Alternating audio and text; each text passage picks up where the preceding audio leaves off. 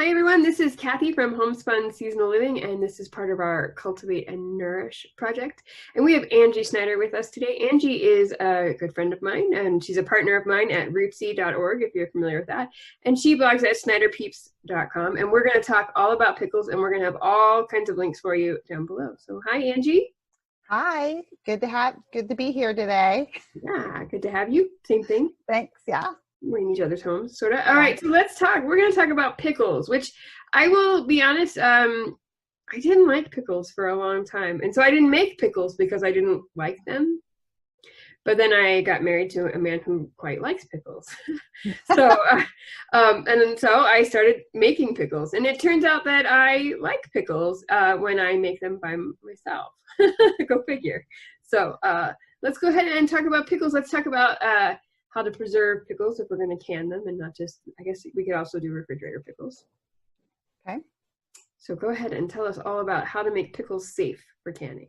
Okay. Well, I think so I don't have any notes. I probably should have made notes, but okay. So this is all off the top of my head.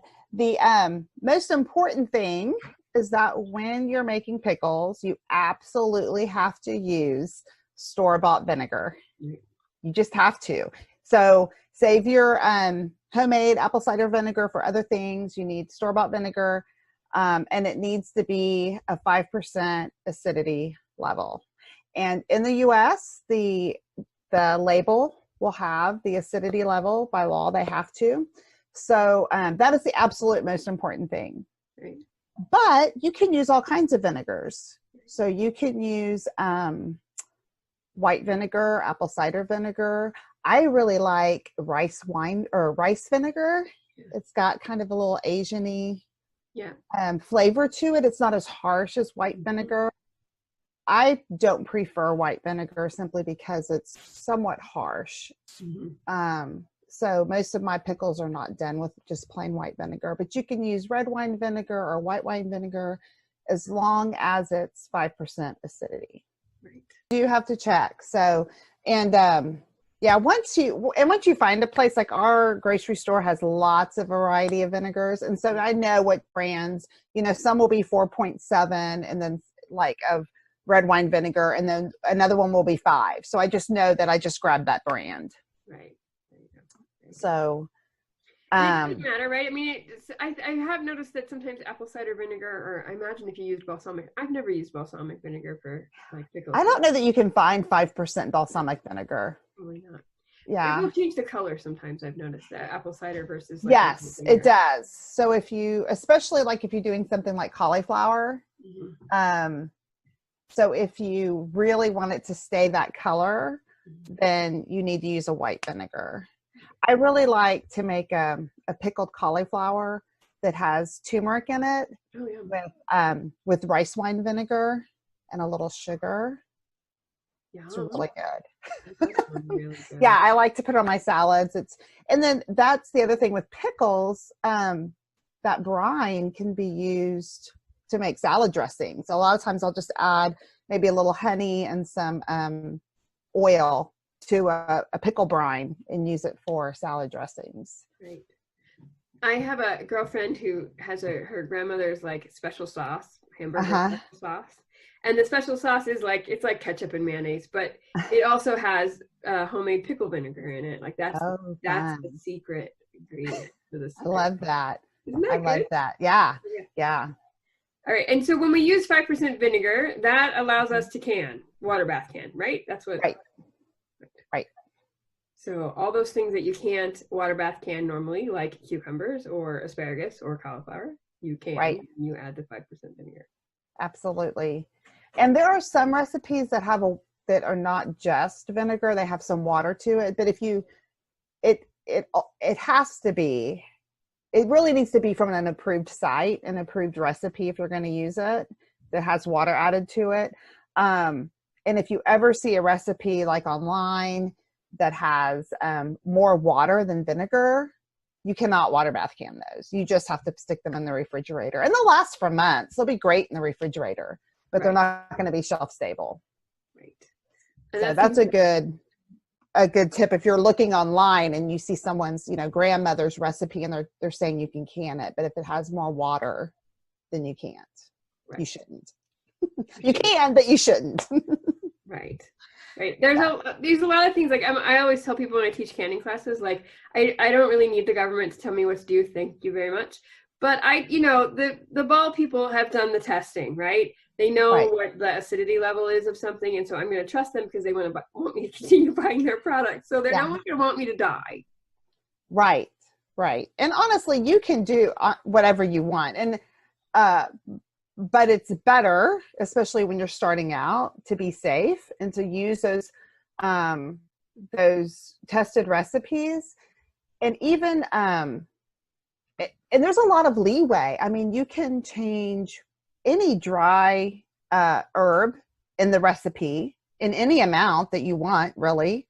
So you've got a lot of leeway there. You can change any of the acids, so any of the vinegar. If you're, I don't know why you would want to for pickles, but you could even substitute lime juice or lemon juice in there because it's 5% acidity. So if you wanted to, again, I don't know why you would put that in pickles, but you could. So there is some leeway is what I'm trying to get at with those recipes. They're not all going to be the same. Like my grandmother's bread and butter pickle recipe is probably slightly different than your grandmother's bread and butter pickle recipe. And they're both safe. Right.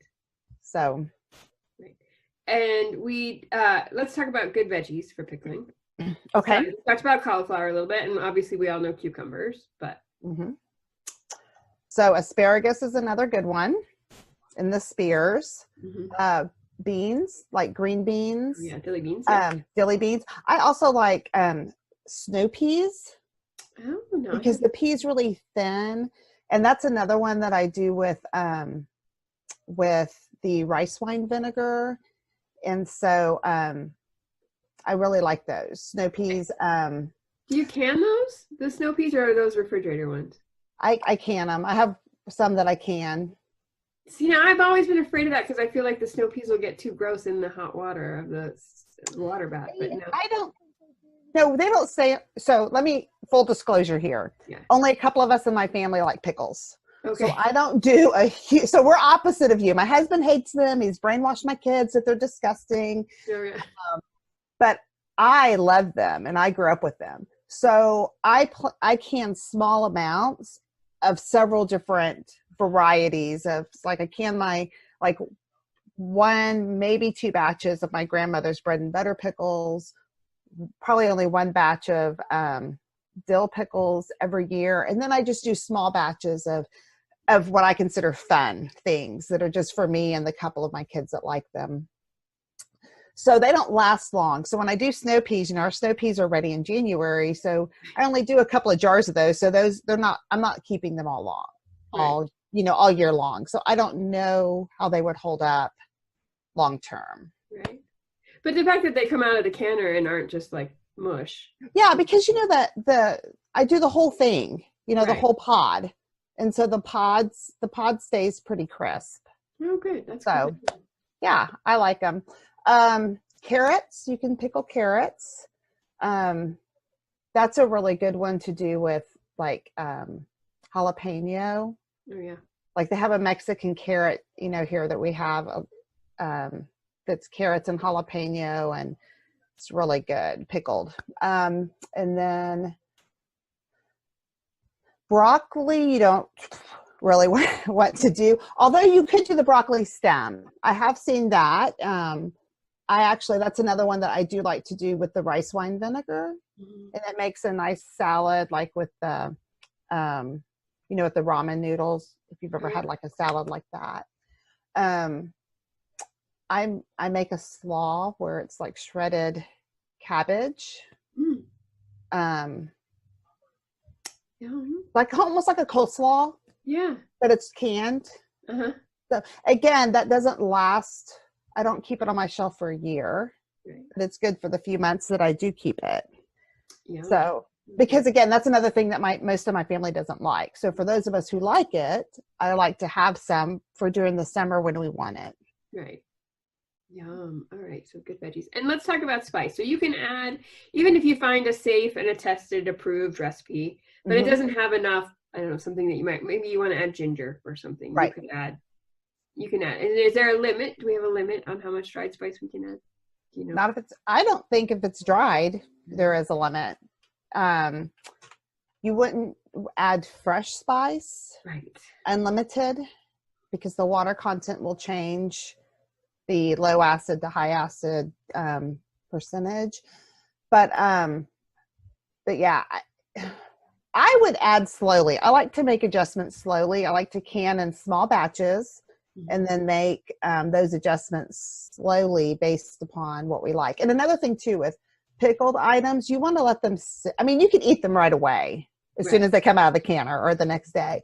But I find that if you let them sit for a week or two, the flavor develops more. So I would wait to make decisions until you've tried them after a couple of weeks to see if you still like the flavor. So maybe the first season you're making pickles, you don't get the recipe exactly how you want it. It may take a season or two, depending upon how long your season is and how many, do you really want to do 10 batches of pickles in one season to get the exact recipe that you want? Probably not, unless you just really love pickles. So this is a really good reason for everyone to take notes. Yes. Try it. How did you like it? And some things in canning, some spices herbs and spices don't go well. They just don't. Sage, for example. Yeah. Really bitter. So so be careful adding spices and herbs. And the other thing is things tend to get hotter. So if you're making some pickles with just a few jalapenos or something in it, and you decide to go add more because you think that's not going to be hot enough, it may end up being too hot. So always go a little lighter. I mean, at least that's been my experience. So right. Really hot. Yeah, you can. And there's such a wide variety of heat. Yes. In peppers.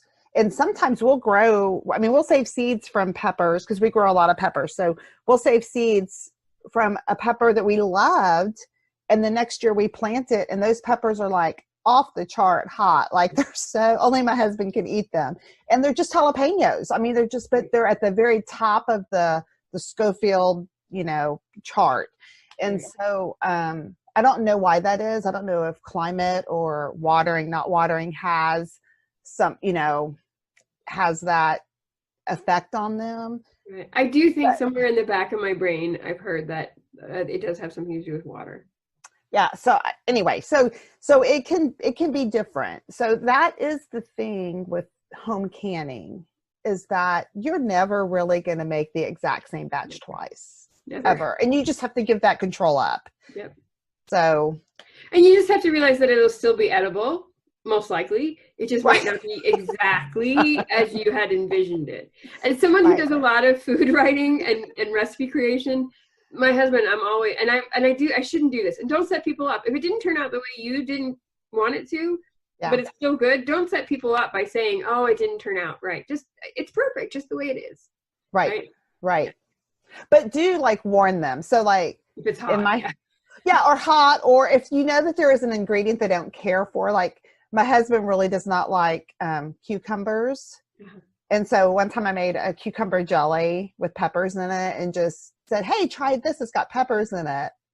And he was like, I can taste the cucumbers. It has cucumbers in it. And so I learned not to do that anymore. Right. If I know there's something that they really don't like. But yeah, so I like to use black pepper. Mm-hmm. The not the berries. The corns, peppercorns. Thank you, peppercorns. I like to use those, of course, coriander, mustard seed, dill,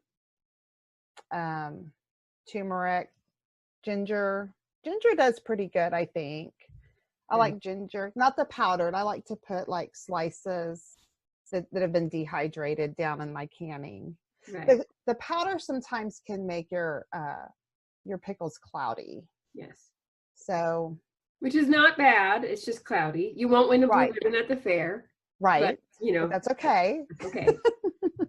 That's okay.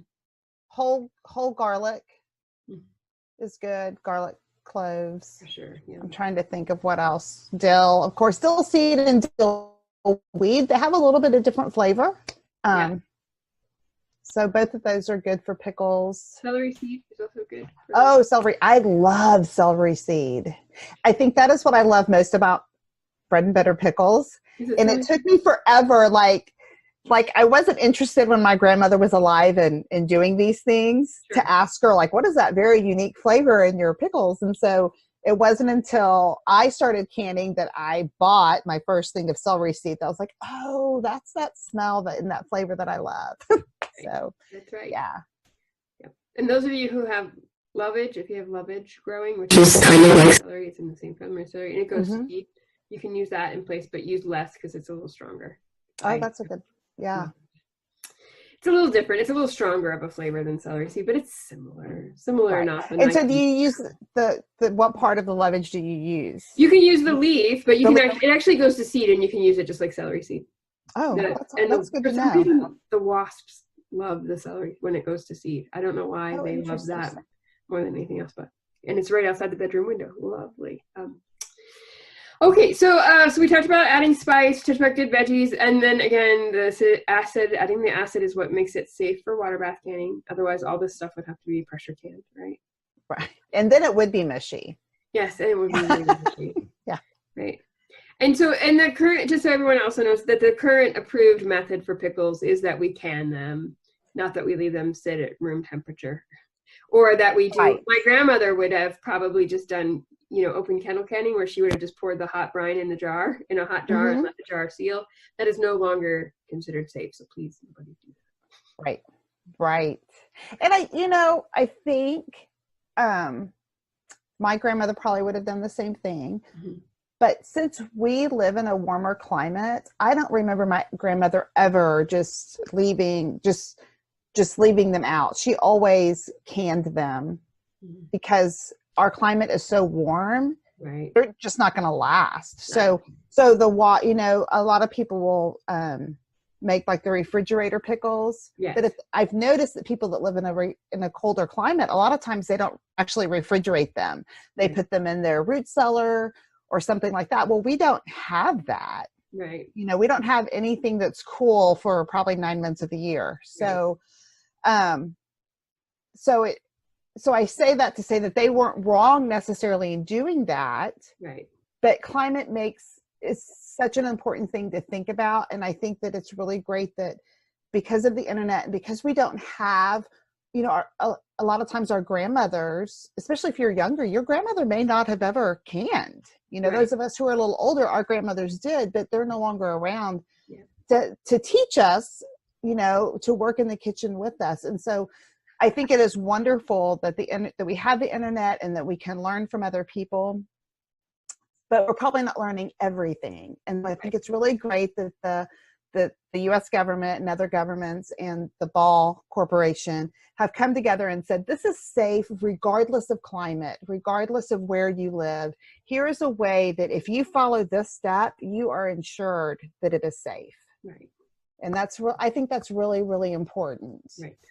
Because that's the big fear, right? Like that's the thing that stops people from canning or pickling and saving them forever. Is because we're afraid we're going to serve up a big jar of botulism.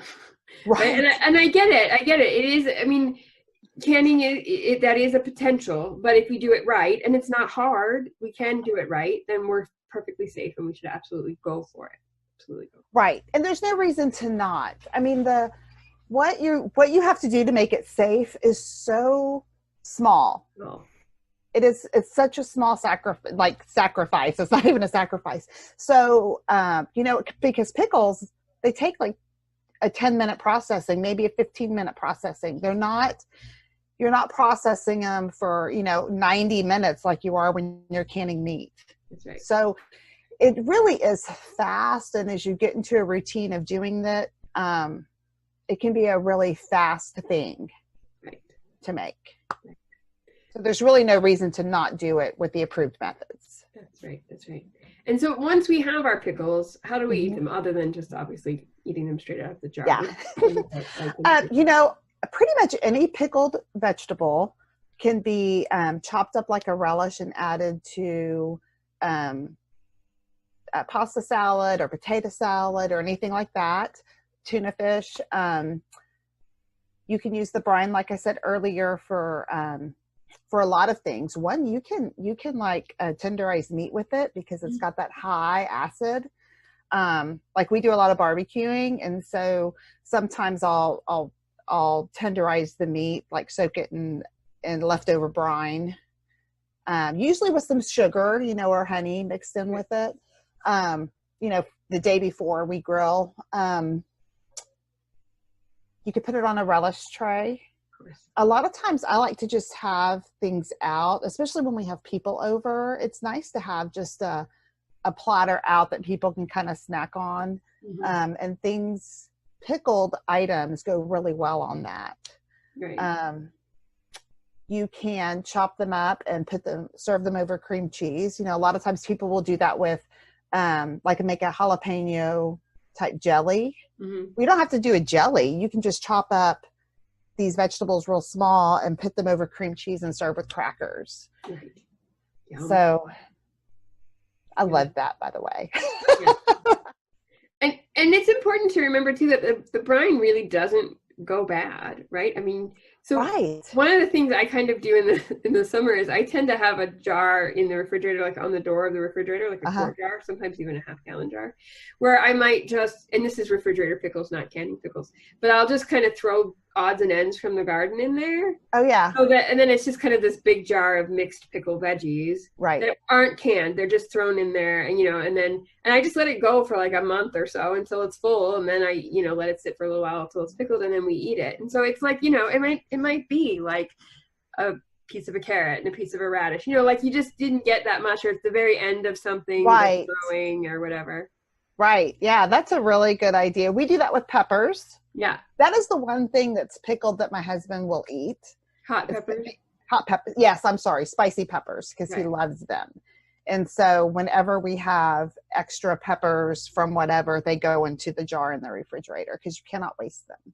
Right. It doesn't matter how many we have. Well, and that's the nice thing about that jar in the refrigerator is that it is kind of just like that catch-all thing, that place. Like maybe you were grating a carrot and you get down to that last little bit of a nub and you don't want it, because I still use a box grater. I don't use, because I hate the thing.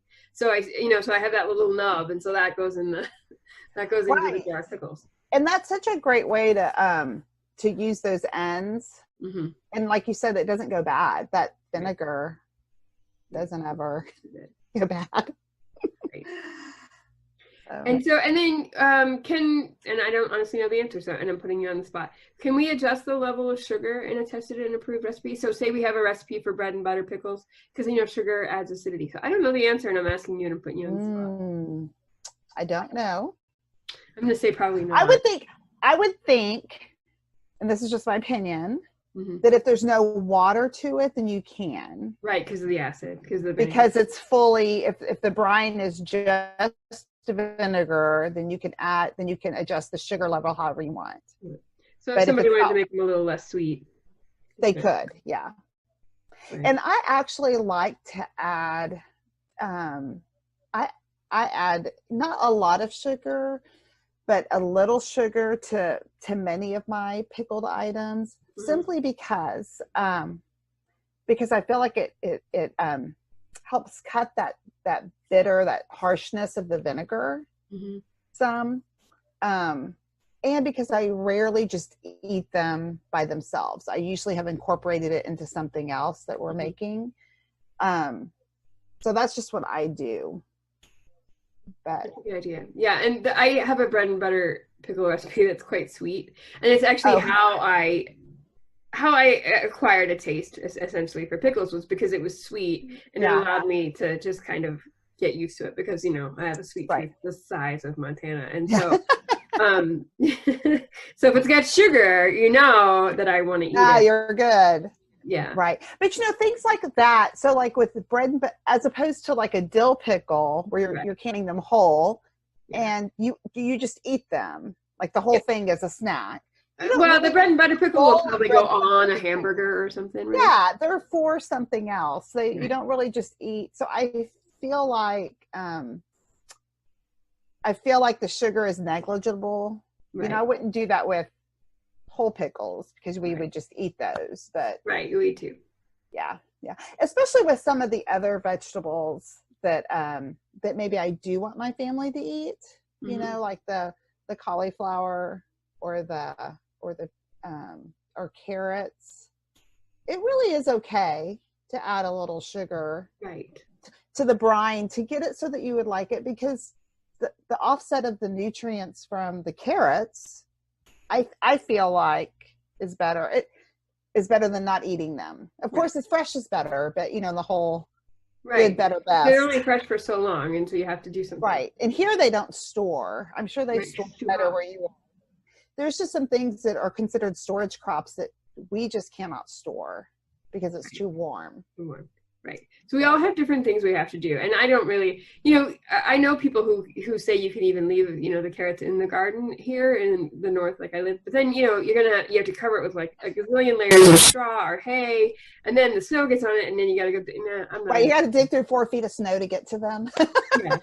It's not for me. But I know people who do it, and I know people who keep them in like in a hoop house like that all winter long, like leave them in the ground, but I don't. Right. We all choose our battles. We all choose our time.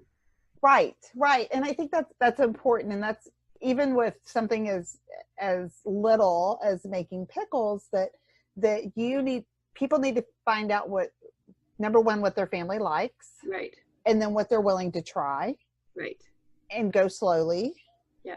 And, you know, pickles are not going to be, I put them in the category similar to jams and jellies. Mm-hmm. They are.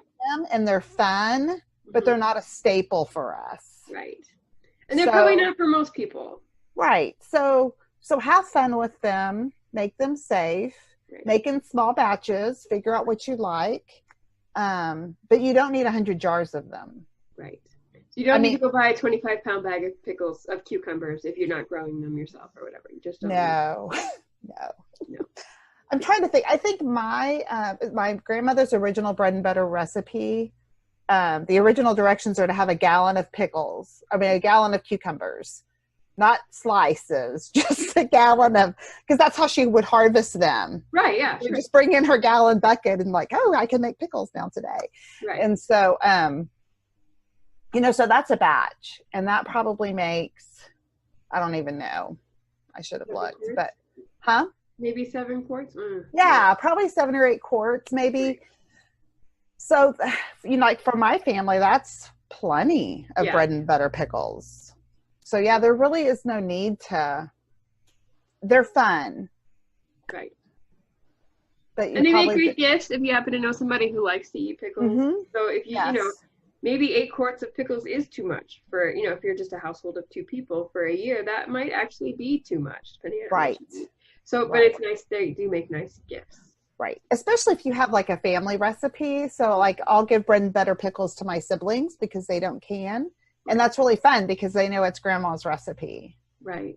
So I happen to, there's another interview that we're going to air soon that I did with Tessa from Homestead Baby. Oh, yeah. And we talked about traditions with family and sharing that tradition to build community. So sharing grandma's pickle recipe with your sisters or family is definitely a way to share traditions, but it's also a way to share traditions and pass on knowledge to other people, like our neighbors who maybe want to learn how to can but don't know or whatever.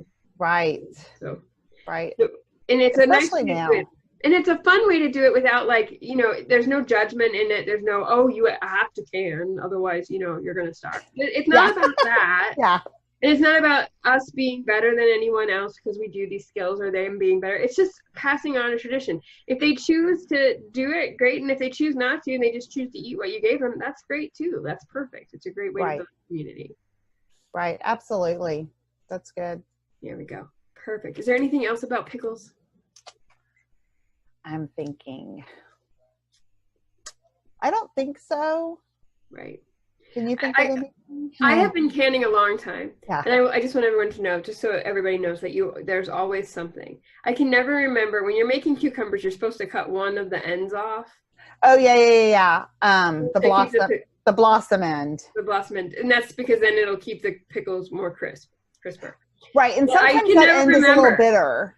Sometimes that is something. Okay, so that sometimes that end is a little bitter. Mm-hmm. So, but usually not the whole pickle. Sometimes you'll get, and not the whole cucumber. You'll get a cucumber that the end is bitter because maybe it didn't have consistent watering, or the plant was stressed. But if you cut off like the end like an inch away, like an inch deep, then the rest of the cucumber is fine. Right. Because we live in such a hot climate, I do taste my cucumbers, a slice of each cucumber that I cut, to make sure they're not bitter. Right. Because, that would be, I haven't done that always. And I've ended up with some bitter pickles. Yeah. And it's a different kind of bitter than the vinegar. Right. It is. I know you think like, oh, well, if you're making dill pickles, it's fine, but it's a totally different kind of, it's a not good bitter. Yeah, it's a really different. The bitter cucumber is really bitter. Yeah, it is. Yeah. But they also say I think you're supposed to cut that end off because it makes them crisper, right? Like there's some sort of enzyme in the end. And I can never remember when I'm pickling. I can just never remember. So I just cut them both off. There you go. I just cut them both off. I mean, you don't have to cut off very much usually, just a little. Right, just a little bit. Well, and some people don't like the end anyway because they don't like the way it looks in the jar. Right. Or whatever. So, but writing things down is super important, and keeping some kind of notebook, I think, is really important, because there's no way, and I've been canning a long time too, but you can't, I guess you could remember all those things if you wanted to, but there's no reason to if you just write it down. Right. You don't have to. You just freeze your brain to think about other things. It's just always easier. And I can almost always remember the times for things that I can often, right? Right. But I still almost always double check because it's just better to be safe. It's always, with canning, better to be safe. Just absolutely. Absolutely. Well, thank you so much, Angie. And we will be including links because Angie has a wonderful book coming out. And so tell us all about your book and where we can find you. Sure. Okay, you can find me at schneiderpeeps.com.